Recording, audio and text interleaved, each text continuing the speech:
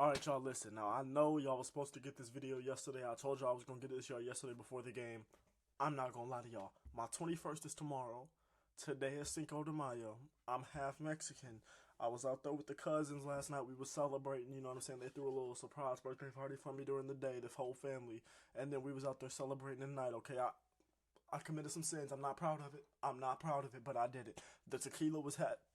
A time was had and the time had me. Let me put it to you like that, my brother. So I just got home, finna go to church. That's why I'm dressed. You see the shirt on. It's not ironed. Your mama dirty. How about that? All right, it don't gotta be ironed. I'm still going. All right, listen, but we gotta talk about that game last night. Now I'm gonna tell y'all my pick. I don't know if I said this before or not, but I don't want y'all to think I'm capping. I picked Nuggets in 7. And that pick might be a little different after watching game one, but I'm going to stick with it. I'm going to give y'all the pick I had before the game started. I'm not going to switch nothing because that would be dishonest of me. So let me tell y'all, that boy Anthony Edwards, that boy Anthony Jordan, that boy Michael Edwards, dog, he cooked. And now Jokic cooked too. I'm not gonna pretend like he didn't, but this is a video about the team that won the game. And Anthony Edwards, who dropped 43 points on 29 shots, made 17 of them 6 for 6 from free throw. Rudy Gobert went out there and had 13 boards. Mike Conley went out there and had 10 assists. Meanwhile, Jokic had no help. Them boys was out there playing like a bunch of bombs.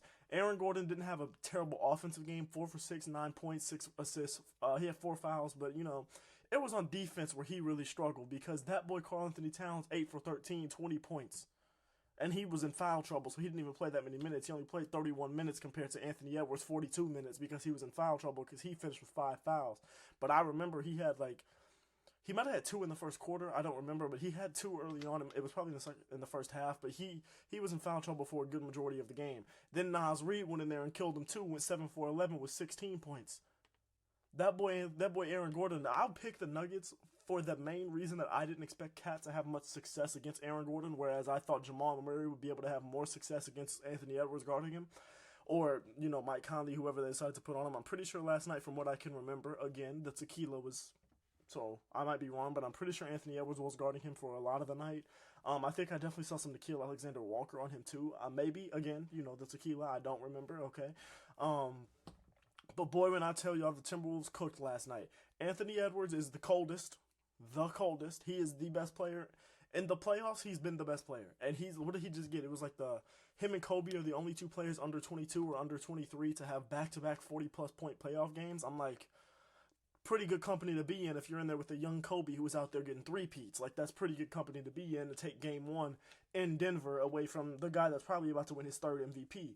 Like, bro, Jokic went out there. Now, he didn't shoot well from 3 at all. He was 2 for 9 from 3. You don't want that. And he didn't have his typical dominance, like, overall. He had 9 assists and 8 boards, but we're used to seeing Jokic get up, especially, the 9 assists is really good, but you're used to seeing Jokic get at least double-digit rebounds, so the fact that he couldn't, but he was still the team's leading rebounder tells you all you need to know about this game.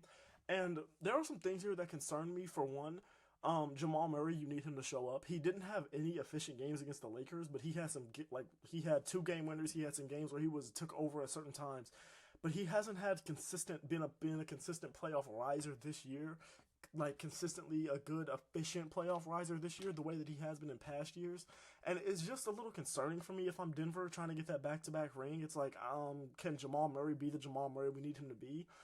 Michael Porter Jr. had a solid game, 6 for 13, 20 points, 6 boards. You can't really ask him for much more as your 3rd guy. 20 points on good efficiency. You can't really ask him for much more.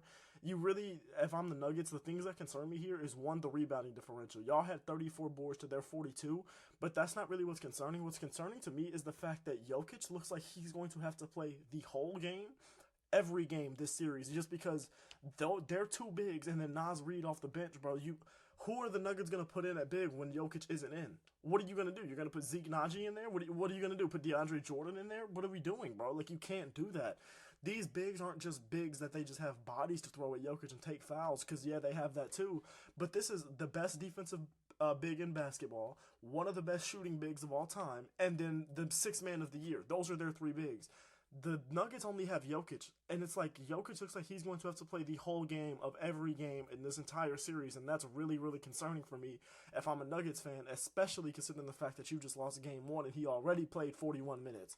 It's like, well, now he's about to have to play even more, probably 45 minutes a night, and you're already starting in a hole because Jamal Murray didn't have a great game and because you couldn't get a rebound. That's really concerning to me if I'm a Nuggets fan. It's like, okay, Jokic had a very good offensive game, and Michael Porter Jr. had a very solid offensive game, very good third option type of game. And Jamal Murray didn't, and we just lost to an Anthony Edwards masterclass. We didn't score 100 points. We didn't even get 35 rebounds, and Nikola Jokic had to play the whole game and is going to have to play the whole game this whole series. You're like, oh, which is why I'm saying, like, after watching that game, knowing what I know now, I'm gonna say Timberwolves in 6. But my original pick was Nuggets in 7, so I'm gonna stick with Nuggets in 7. Plus, I don't believe that it's like a foregone conclusion after game 1. I just believe that it was one of those losses where it wasn't like, oh, okay, things just didn't go right for the Nuggets. I don't expect that to happen again. No, it just kind of looked like the Nuggets might not have enough, especially with Jamal Murray not playing the way.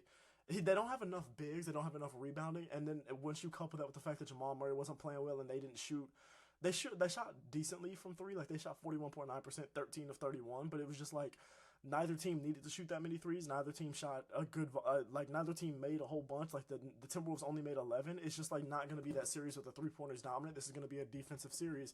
Well, Jamal Murray doesn't really help with that. But then when he's also not giving you the offense, it's like, what are we supposed to do here? Just rely on Jokic and pray that Michael Porter Jr. continues to have good, efficient games. And even if he does, that clearly isn't enough. Those two things just alone, like, this is one of those losses to me. It's not like when the Mavericks lost game 1 versus the Clippers. That was a game where I felt like a lot just went wrong and I didn't expect it to happen again. This was one of those games where it just looked like they lost to a team that might have a little more, that might be, for this matchup, that might be the better team. Like, that's just kind of what it looked like to me. Now, again, I was off the tequila. I might completely be overreacting as well. Not even off the tequila. Like, just me, I might be completely overreacting.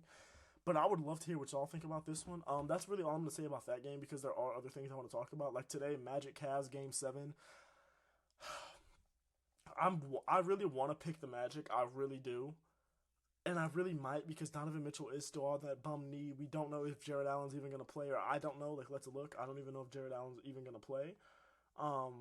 It looks like he's a game time decision, so we'll see. And Dean Wade is still out and everything like that. So the Nuggets, but Gary Harris is also a game time decision, so we'll see. I kind of want to say Cavs will win, but it would be hilarious karma if they didn't, and plus I don't trust their offense outside of Donovan Mitchell, so I'm gonna say Magic actually upset the Cavs here. And then Pacers Knicks.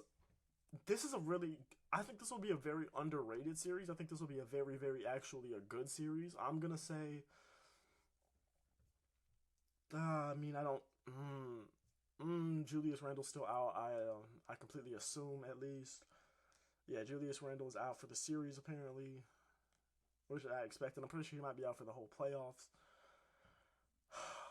But the Pacers are a young team. I think they have a little bit of a worse coach. I don't know if I trust Rick Carlisle as much as I do with Tom Thibodeau. Both are good coaches, though. I'm gonna stick with my gut. I'm gonna say Knicks at 6. I'm gonna say Knicks in 6. I'm gonna say Knicks in 6, and then damn, am I gonna say Knicks in 6? I'll say Knicks in 6, and then I'm gonna say Celtics over either the Cavs or the Magic in 5. I don't really care who they play. I'm gonna say Celtics in 5 if they're fully healthy, if Kristaps can play, because now that this went to a game 7, they gave Kristaps some extra days. So I'm gonna go ahead and say Celtics in 5. I'm gonna say Celtics in 5, assuming he's healthy.